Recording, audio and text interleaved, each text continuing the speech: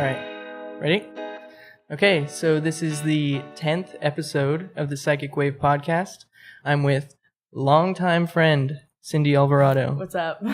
So I brought you here to talk mostly, or the way I reeled you in was to talk about your volleyball stuff that you had just done, because I saw your Instagram and you had gone to Europe. Mm-hmm.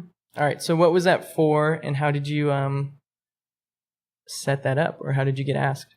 So my mom has actually played professional volleyball for a majority of her life in Mexico. She played for like Seleccionar Mexicana, which is like the main Mexican team. Sometimes they go to the Olympics. Sometimes they'll play like for soccer, like in the World Cup and stuff. Mm-hmm.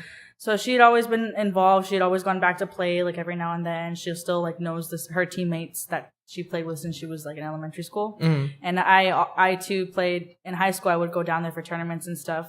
And so there was this specific team that she was friends with. They got invited to this. It's called the World Sports Games in Riga, Latvia. Mm-hmm. It happens every 2 years, and this team got invited. They got qualified because they won a specific tournament, and so they were trying to recruit people. They ended up recruiting me and another friend of mine, which were the only players from the U.S. Mm-hmm. So we got recruited into this team, and I had to become a citizen of Mexico. Wait, so the team didn't have enough players? They did, but they wanted better players. Oh, okay. They were trying to switch people out? Yeah, so they ended up recruiting me and this other girl that I play with volleyball in a Sunday league. And so I trained apart from that. And then we ended up meeting. I met the team in April, which was like 2 months before the tournament, to like get a feel of the team and whatnot. Yeah.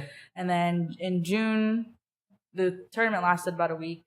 We didn't do so good because on top of like me not being able to practice with the team as much. Well, yeah, I mean, I'm sure some of the other teams have been practicing with their like team for a year. Mm-hmm. Or, all that stuff, So it was a little bit awkward. We ended up getting I think 5th or 6th place, but nonetheless, I got to say that I got to play in a sports competition in Europe. Yeah. So was it all in Latvia? Mm-hmm. Okay, so was it all at like one facility? No, it was call it a mini like Olympics or something like that, because there was different sports. There was beach volleyball, soccer, basketball, tennis. I think I don't exactly know what type of sports, but they had different extreme hacky sacking. I don't know. For all I know, maybe I think ping pong was even there too. Not gonna lie. And so it was just different sports facilities throughout Riga that like designated for every sport. Oh, nice. So, but they were all within the town of Riga. I wanted to really go like catch like the soccer games and stuff, but I just didn't have time. Yeah, because you used to play soccer too, Mm-hmm. right? So, but volleyball was your main thing. Soccer was actually my main, and then I got to high school, and on Fairmont, the soccer team wasn't exactly great. No, yeah. we both went to the same high school, for people that don't know, and it was a really small private school. And so, was soccer, the team was so small where it was like everybody was varsity? Yeah. Yeah. It's like I played varsity baseball, but I was not. You even played soccer for a little bit too, didn't you? Yeah, I played things until they got hard and then I quit. But hey, at least you tried. But yeah. Soccer was one of my favorite sports that I played, actually, because you do so much running, and I really like running. I like things that kind of beat me up a little bit. Like I used to DJ, and you'd be standing for like 4 or 5 hours, and you'd feel so tired after. And like playing music now, you'll practice for 4 or 5 hours and you'll feel beat up. I like things that make me beat up at the end. It makes me feel like I gotta work out. You accomplished something. Baseball was too much sitting around. Football was too much dick swinging everywhere. It was just, football in high school is just the dumbest thing. Yes, but yeah. I still played soccer on top of that, but I primarily switched over to volleyball because I ended up getting better at it. Better than I was in soccer. Yeah, you guys went to some kind of finals. We went to it was our sophomore year. We went to state playoffs, and we were the only team ever in Fairmont history to ever get to state, which was pretty cool. It was blood, sweat, and tears to get there, but like I said, it was the experience. It was a lot of fun, and I'm never gonna forget it. Nice. Can you move that mic a little bit closer to you? Okay. Yeah. All right, got it. Sweet. Yeah, it was like I wasn't into volleyball at all, but going there, everybody was like, they're gonna win it. They're gonna go all the way. And I was like, what? Well, that's the thing though. Like we in the beginning of that season, we didn't do so well, but it was literally this one game where like everything changed. It was against Saddleback Valley Christian. Right. Them and Connolly were like the only teams in the league that were actually like really, really, really good. And they had like those varsity teams they've been playing for like a while. Those girls were playing club, and I had only ever played like 1 year of club, and so it was just that one game where like we just kicked their ass. It was just insane. And then from there on out, we just kept winning and winning and winning and winning. And we're like, what's going on? Yeah. Like we only. So you felt confident then to do the European one, or not exactly because I haven't been in practice because you remember I had surgery on my knee. I don't remember what happened. I had surgery. I tore my ACL my senior year, and I had to have surgery on. No, I had to have surgery on it. It was towards the end. I had to have surgery on it, so I didn't do anything for like a year. I just was in physical therapy, and then I didn't really go back to volleyball as hard as I probably should have. But I play volleyball like every Sunday on the league, so it's just practice regardless of what. Do you have problems with your knee anymore? Or is it pretty? Sometimes it does hurt, but I just play with a brace. Anytime I do exercise or run, like I have to wear a brace for it. Yeah. So maybe it'll hurt a little bit, but like by the next day, it's like gone. It just hurts while you're using it, and then it like heals itself the next day. I mean, I guess so. It's just when it maybe I guess gets a little irritated is what they call it. So just as long as I take it easy, like after give it a rest, I'll be fine. But yeah, I had to try to go to the gym a lot because it was on top of only playing like on Sundays. It's hard to like find. There are certain locations that have like open gym where it's just like you pay like a fee, like a $5 fee, or you either wait to get subbed into a team or you like know a team that's already there. And in any times that I've gone, it's like, oh, I had to wait, and then sometimes I'll get to play and sometimes I won't. Oh, so it's like that's a bummer. Yeah, but. So, what was the age groups like for the European League? I think the youngest person, I don't know exactly what it was, but I think it was either, I would say 16 and 17 and up. For the most part, it was a lot of people. Well, your mom was playing, right? She was supposed to play, but in the end, she got put as a coach.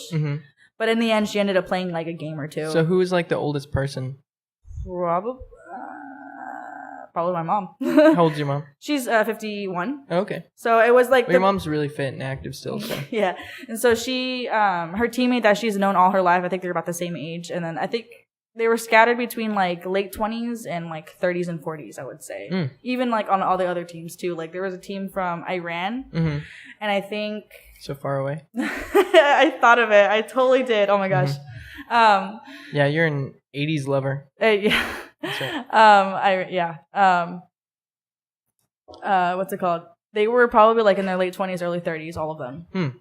So it's just, and then some of like the Austrian volleyball teams, like for the men, some of them were like 18, 19, and some of them were like 27 or 30. Had you been to Europe before that? I'd only gone to Spain, and that was only because I went with Fairmont. Okay.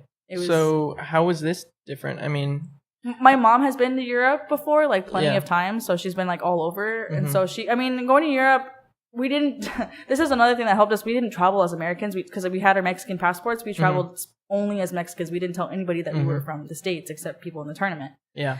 And so that significantly helped with, especially with the service, getting around, like asking for directions and stuff, because we would only be speaking Spanish. And honestly, probably about 85-90% of the people that we talked to spoke Spanish. Yeah, because like, it's crazy. Those Latin languages, they like, there's a lot of similarities. Like I've been listening to a lot of Francois Hardy right now, and she was like a 1960s singer, maybe some 1970s too, but really, really beautiful stuff. But I'll notice words in there and I'll be like, that sounds a lot like a Spanish word, you know. And I don't know a lot of Spanish, but I also never had problems speaking English in Europe. But we tried wherever we went to speak their language, and I think that's why. I would Google stuff. I took 3 years of French in high school, so right. I remember C'est à toi.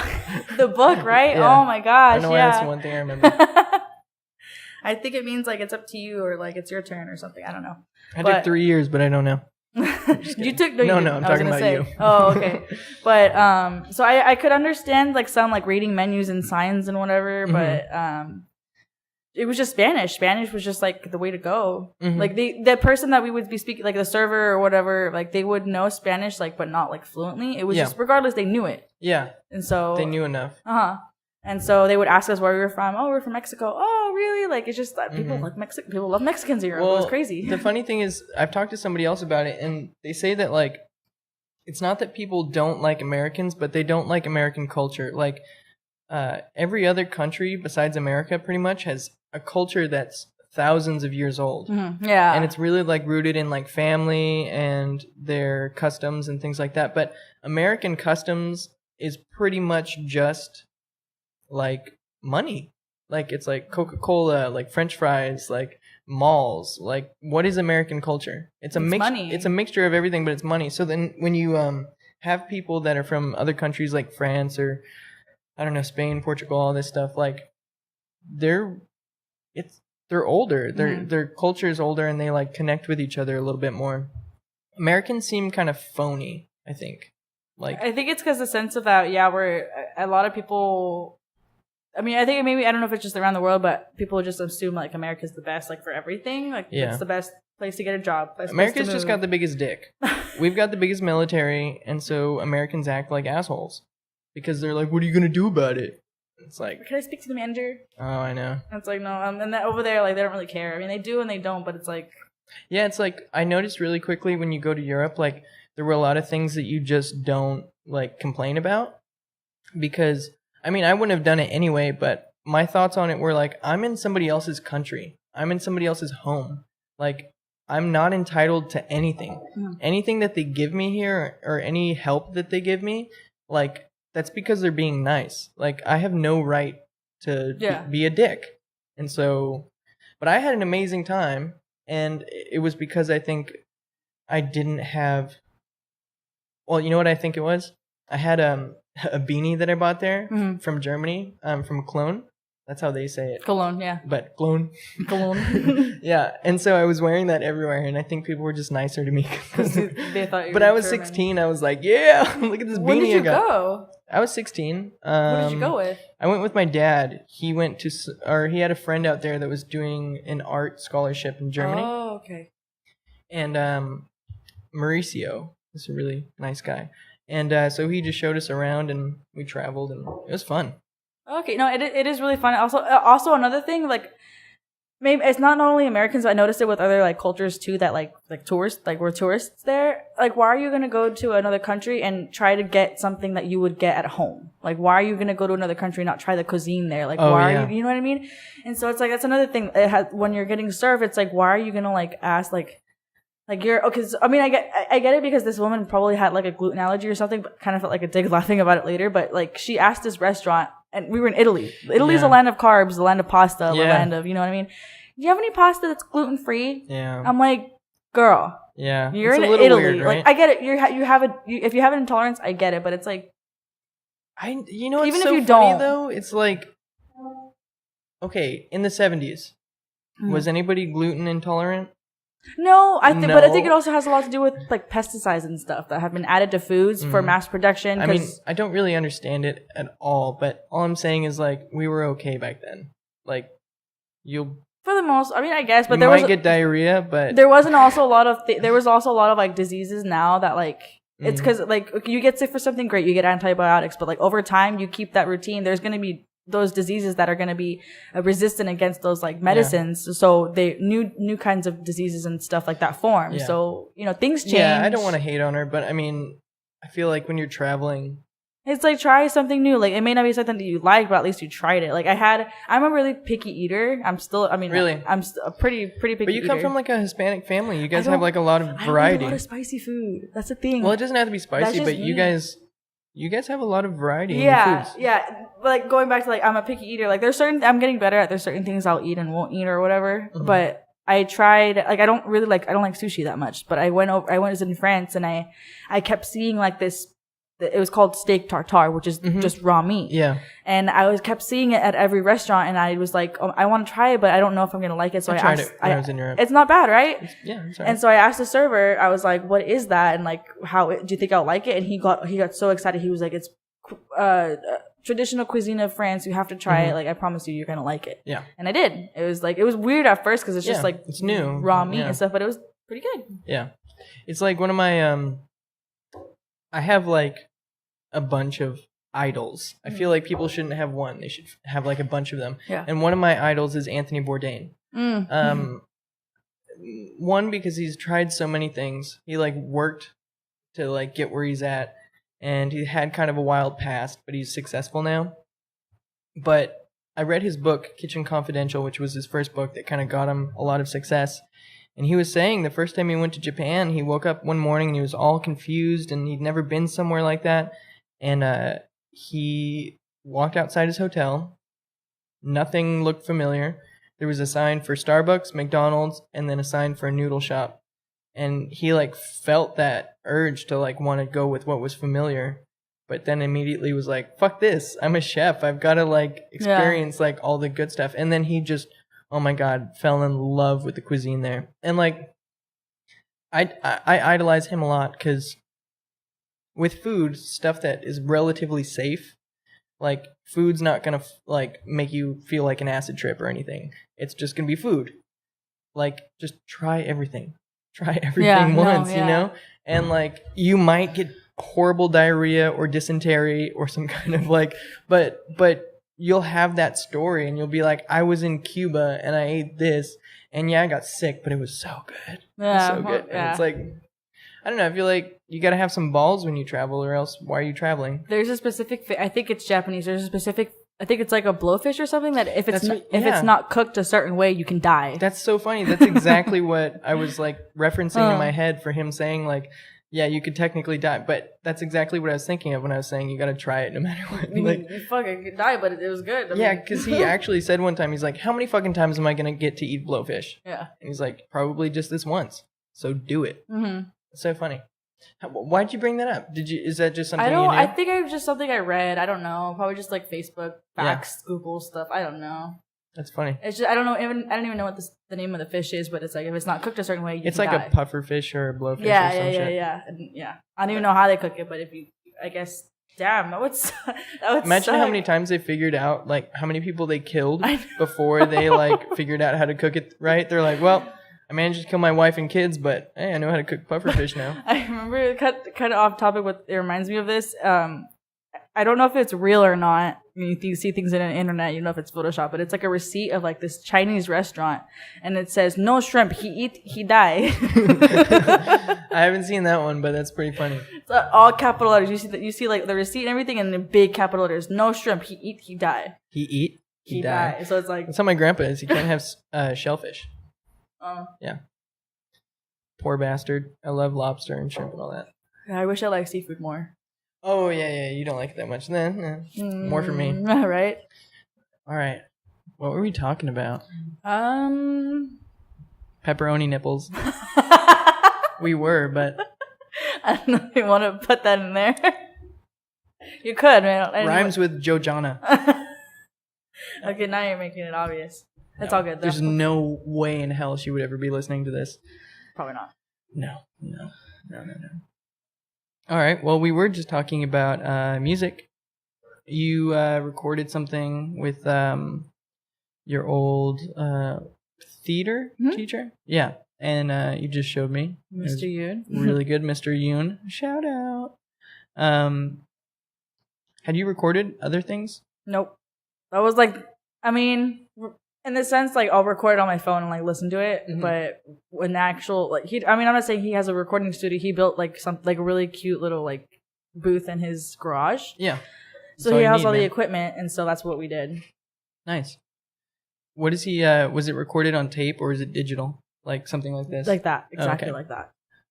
Exactly like this? Like a booth, and, like, I was in the booth with, like, the mic and, like, the sound booth and everything, like, a door.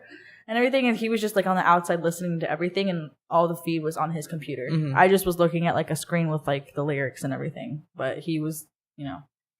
Did he get pushed out, kind of? And what's the guy that took over the Husky podcast or whatever it was? Mr. Senator Hay, I think that's what. Yeah, but who does it now? Isn't it somebody else? I haven't. Ochoa, I think. Ochoa, yeah. Mr. Does he do like the theater stuff now? I don't know. I really don't know. I haven't been keeping in touch with anybody about that. It's funny, like, every person that I talk to that knows people that do theater, they the theater kids always have like this sense of pride and like I'm not saying it's not justified, but they're kind of like super proud that they were in theater. Mm-hmm. But the funny thing is, for people that aren't in theater, everybody that's in theater is lame. You know what I mean? Like, I don't think that at all. I think, if you're in the arts or you're trying to do something like that, it's super cool. Especially like a show. Yeah, exactly. A whole production, like. But most people like hate on the theater people a little bit.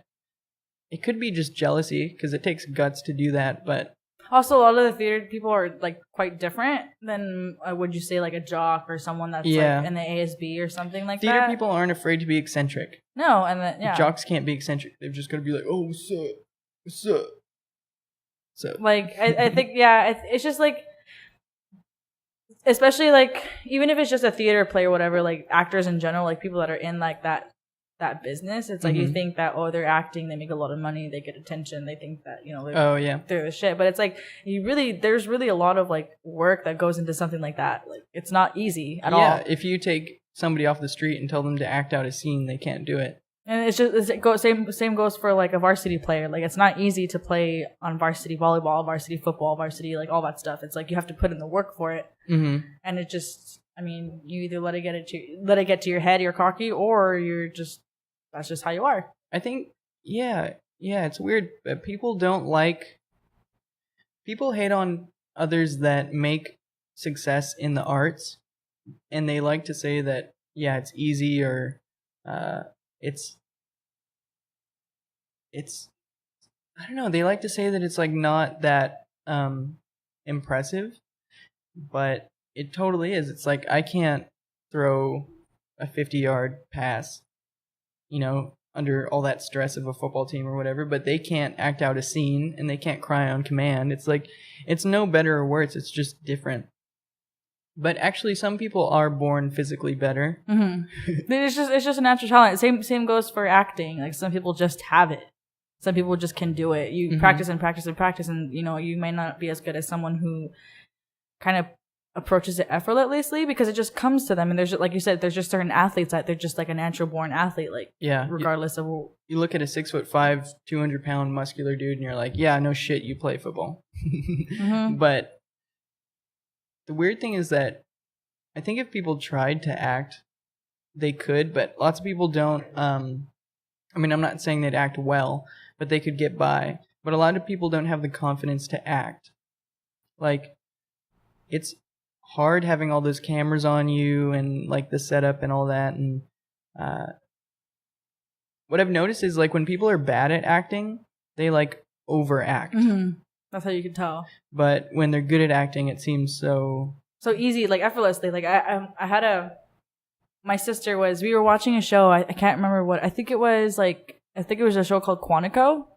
Yeah. And it was like a scene where one guy was taking something for the team. Essentially, he was gonna die, and like it was like a serious emotional moment. And my sister's sitting there looking at like the whole scene go on. She's like, "See, I could never do that. I'd probably just start laughing because it's all emotional and serious." And I'm like, "But that's the thing, though. Like, you're an actor. You yourself are in that world because a scene can be 10 minutes long or it can be 25 minutes long. Like, you're in that world for that long, regardless of how long it is, and you're just so into it that that's your world. So you're just putting you're putting your shoes in that person. Yeah. If say that scenario were to happen in real life, you have to make it seem like it's real, make it like it's happening. Yeah, and you gotta tap into it. I'm explaining that to her, and she's like, "Well, then why don't you do it?" And I'm like, "It's fucking hard. Yeah, like, it's not easy." My family always said that I should act because your family always tells you to do things because they think you're better than you are. But I've always been more eccentric and willing to do, or maybe it's because I'm a good liar. That's acting too. Yeah. But I mean, yeah, I had always liked acting, but I think I'm more like just me personality wise, I'm more comfortable. Like I'm studying right now to be a film major. I may or may not change it. We'll see. But I'd rather be behind the camera than in front of it. Do you talk to Arthur Garcia at all? No, but I've been seeing what he's been doing at Chapman. Yeah. Or Cal State. I don't know if he's at Chapman or Cal State Fullerton. He's at Cal State Fullerton, I think. He was on the podcast not too long ago. Oh, okay. And he was talking about cinematography, and he showed me some of the stuff he's done. And it's really good. He's got this one thing in particular called Orpheus. Orpheus. I think I might be butchering it, but it was this short film that he did, and it was so cool.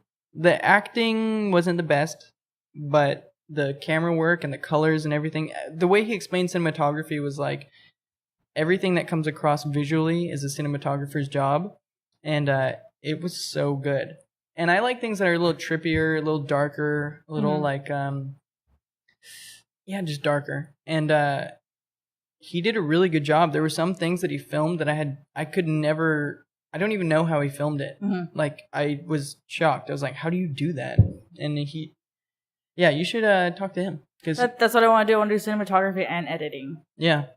We should get you both onto the podcast and talk about it, because he's really nice and open about like a lot of stuff. No, and I'm still friends with him on Facebook. I see all the stuff that he posts, and I'm like, damn, man, good for you. Like, that's hopefully where I get to go. But I've been in community college for so long that I'm, he loves it, but he talks about it the same way as like any businessman talks about it, where it's like you can be good at it, but it doesn't mean you're gonna get work.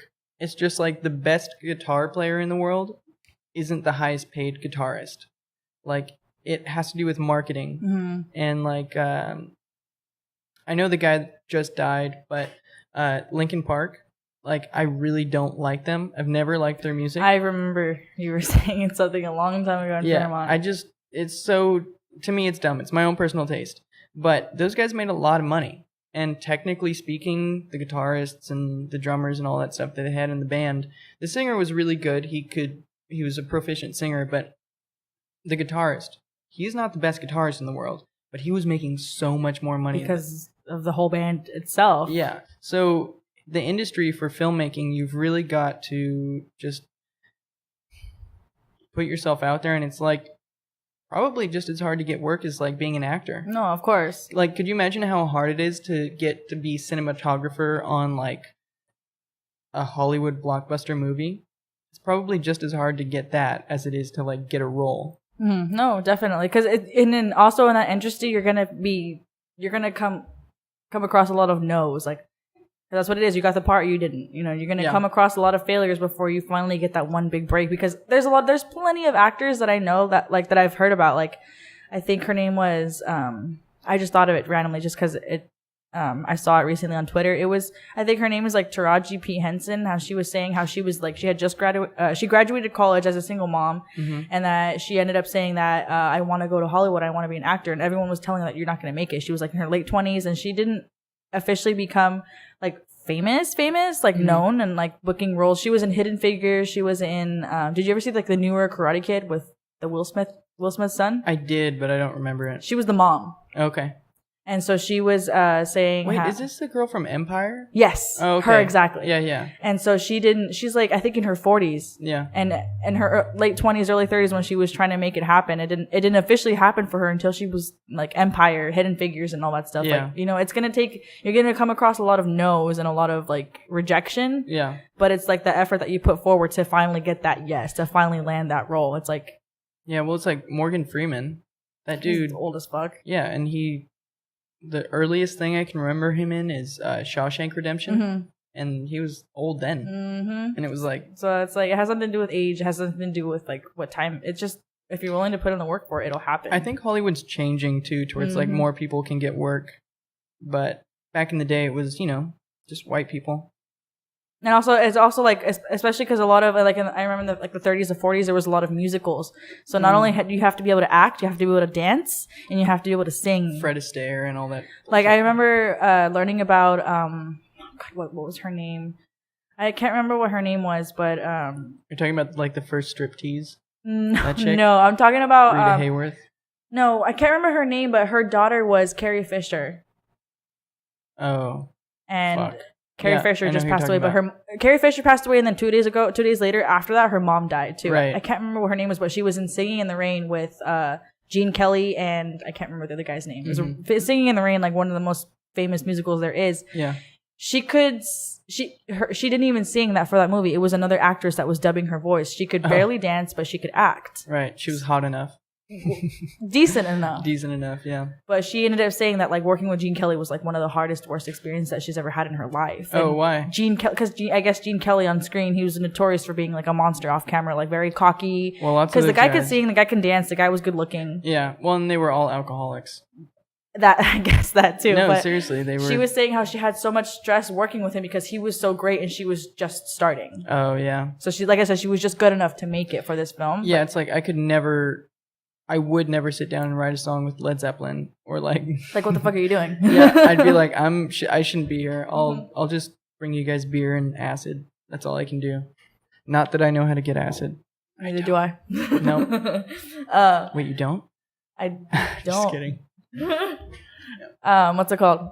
But it's everyone's different. It doesn't matter how long you've been working in the industry. You can be working in the industry for 40 years and still be like unknown. Yeah. Even though you have all the experience, but you just haven't had the opportunity to put it out there. It depends on who I talk to about this, but I truly do think it is a way harder industry for women because either you have to just be genetically beautiful, which is just random, or you have to go through like a lot of, I don't know, just a lot of bullshit. Like, it's like almost like the porn industry. Like, people just always want something from you to get ahead. And it's like, I feel like guys don't have to do that. Like, take Johnny Depp. He was super handsome and he could really act, but I don't think he ever was like, hey, if you blow me, you'll get this job, you know? But like, it does happen for women. But then again, I would blow a few people for. I'm just kidding. No, I'm just kidding. Also it reminds me of like especially models, the up and coming like young models that are just trying to start out. I don't know if it has. I'm sure it still happens, but I remember like when the modeling industry was like going big, like in the 90s, like with Cindy Crawford and Naomi Campbell, I think her name was. I don't know. I could be completely wrong. I just know Kate Moss. Oh, Kate, from the 90s. Her too. It's like a lot of people, they see an opportunity to take advantage of young women, and those I've heard stories of like young models that'll get like, oh yeah, here's my card, come by and like we'll do like a run through, like whatever they do. But that agency ends up being like something completely different. It just that uses those girls for like other things, like either porn, sex trafficking. It's just something to reel those girls in. Oh. So like you don't know like if it's people that are legit or people that are just trying to take advantage of you. Yeah, I feel like there's probably only like 50 to 75 like legit modeling companies, and then the rest are like, I don't know. Should I be taking my clothes off and taking pictures with this guy? Because like you have to. I think I remember. I don't know. I remember the only modeling I ever got like involved, like seeing like visually, was like America's Next Top Model with Tyra Banks. So when it came down to like the top 5 girls, like, they start out with like 30 something girls, and then towards the end, obviously they get the shoots and the challenges, they would call them, would get harder and harder, and that's how they would like weed out like the ones that weren't I get good enough or wouldn't do well. Yeah. So when it came down to like the top 5, they would go to a different country and do these things called go-sees. Which is they would just get a map, and they would have to literally take cabs to get to them. They wouldn't tell them how to get to this modeling agency. They would have to do it completely on their own, and that's how you have to do it. Yeah. And in these go-sees, you would try on some of their clothes, and you would also have to strip down like a bikini. Yeah. So it's like, obviously then and there it's like a serious situation, but what if you're a fresh model that's not already a part of like an organization that you just knew? How do you know if like they're just making you take their clothes off just for their own benefit? Yeah. It's complicated and it sucks. I wonder if some of the models that make it are some of the people that like just made the right decisions and they got hooked up with the right companies, but also maybe even if it was a company that like wasn't legit, they were just the type of person that didn't care if they took their clothes off or not. You know, because you kind of like, I don't know. I'm modeling. I know nothing about that world, so maybe I'm speaking out of turn. But it just seems like you got to have a lot of balls and take like a lot of chances. And if you're hot, you pretty much know you're hot. You know what I mean? But then again, there's some unconventionally hot models where I'm like, why the fuck is this gap-toothed motherfucker like modeling? But then they're like one of the top models. And, you know, beauty is in the eye of the beholder, and I know nothing about that world. I just know who I think is hot and who's not. But who am I to say? I just think you got to have a lot of balls and like You just have to know. There's a lot of risk in essence, involved. You have to know how to work it. You know what I mean? And I'll also like not even. I remember. I don't know. I can't say who exactly what models, but there have been a lot of models in the past that I've read about that they didn't even go to into modeling themselves. They were scouted. And scouting, like it happened. It only ever happened once to me. I was at the Irvine Spectrum, and I think I was alone. I was like going shopping for things I don't even remember. It was a couple years ago. Well, you've always been taller too. That's another thing. That's another thing that's like appealing. So I can't like this. I was literally sitting down on my phone. And this like little Asian woman approaches me, and she's like, "Can I talk to you for a second?" I was like, "Sure." And then she's like, "Have you ever thought about modeling?" We got in a conversation. I'm like, "No, not really. I never thought about it. Like, that's just not for me." And then she ended up giving me like a pamphlet and her card. And I ended up Googling the modeling agency, and it was Fox Models, one of the top of the top like modeling agencies. And I'm like, wow. Holy crap. Like I went home and I told my mom, and she's like, "Are you going to do it?" Like she got so excited. Yeah. She's like, "Are you going to do it? Like, what are you going to do?" I'm like, "No, I don't want to be a model, Mom. I'm sorry." Yeah. Like just because I can possibly do it doesn't mean I will. Your mom's like, but what about all the free cocaine? Come on. No, she was probably that's me. That's my thought. She'd probably like, "Oh, I don't know. That's just her little fantasy." Me being, I don't know. Well, I mean, I know a little bit about your mom, but all moms think they're not saying that you're not beautiful, but all moms like they want, want their daughter, my princess. Yeah, no, she's gonna go but far. She's like, I mean, I still have the brochure. But like, how are you gonna find a suitor? Money. Oh my god. Sugar daddy. Pretty much, man. It's so easy these days. There's sugar daddy websites and stuff. I don't know if I could ever do that. I've never known anyone personally that's done it. The thing is, like, old dick, I feel like is so much grosser than like old vagina. You know what I mean? Like say like I think a chick under 50, like if she was fun and had like a lot of money, like maybe I would like. No, she was fit, like. Yeah, and she was nice and she was funny and like we actually got along. I think I could probably fuck her, but when I think about the reverse for like girls, it's like God. But girls that are fucking 60-year-old guys, they have to be either hot or the guy has to have a lot of money. And if the guy has a lot of money, he's getting those hot girls. But old guys are so much creepier than old ladies. Like, yeah, old ladies are either a bitch or they're just nice. But old guys are like manipulative and creepy and. No, yeah, that's what I just like. Crap, like I don't like. The question is basically like, could you fuck your dad? It's like, probably not. There's this Here's a story. It's a story. Well, no, not about that. But I'm just thinking about something that when I was the first time I ever tried to move out of my parents, I was like 19. Mm-hmm. I was like, I put an ad on Craigslist. I was like, hey, I'm looking. This is my budget. Craigslist is so creepy, man. I never did it again. Yeah. Lesson learned. But anyway, so I ended up getting I got like 2 or 3 responses. 2 of them were like girls, and the other one was like this dude. Mm-hmm. I read the email. I think pretty sure I still have it. It just makes me laugh.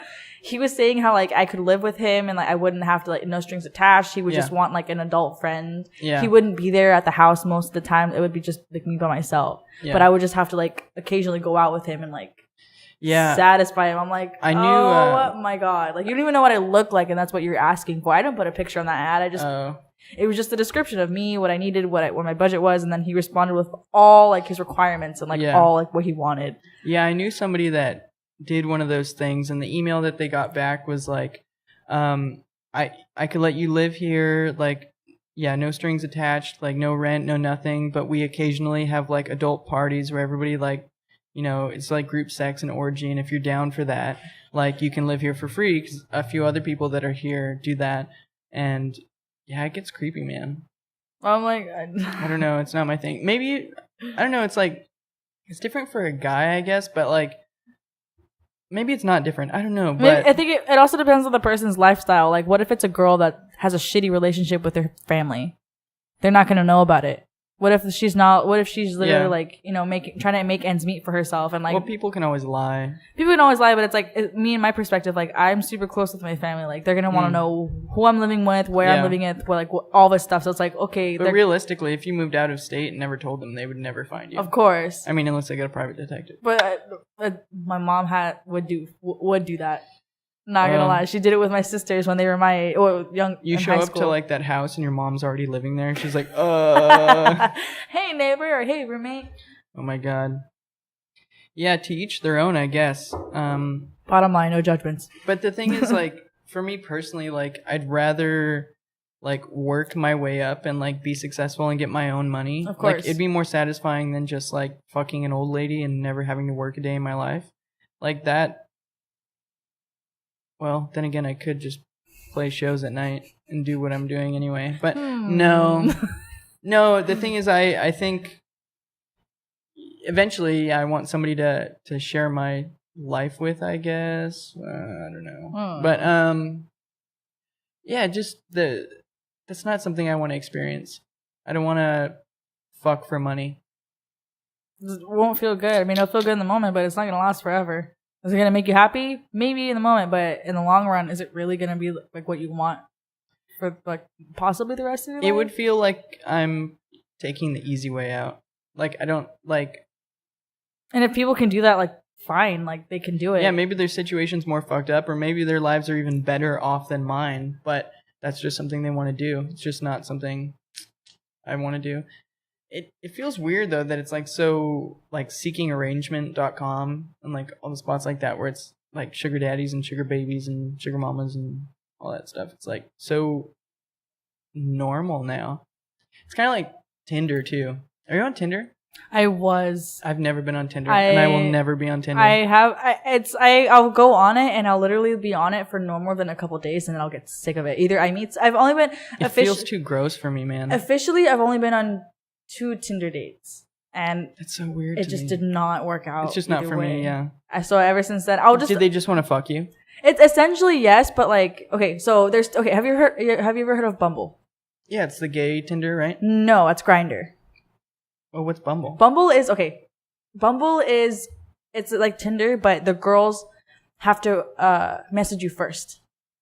So it kind of weeds out the stalkers and the creepers in a way. So I know I'm getting laid then. Essentially, well, like kidding. I mean, it kind of makes sense because like always the guys are usually the ones that hit you up first. What's up, sweetie? Bumble, you can match, but you can't make if you're a guy. You can't talk to that girl unless she talks to you first. So you can like her, you can match up with her, but you won't never speak with her unless she messages you. Oh, interesting. So like I said, it kind of weeds out the creepers on the girls' end. Oh, I get it. Bumblebee, Queen Bee. She talks to you first. There you go. Okay. So I mean, I had only like the 2 Bumble. I met more genuine, nicer guys. It's still like it still didn't like work out. It was just a dating app. Yeah. But like I had a way better experience on Bumble than I did on Tinder. Yeah.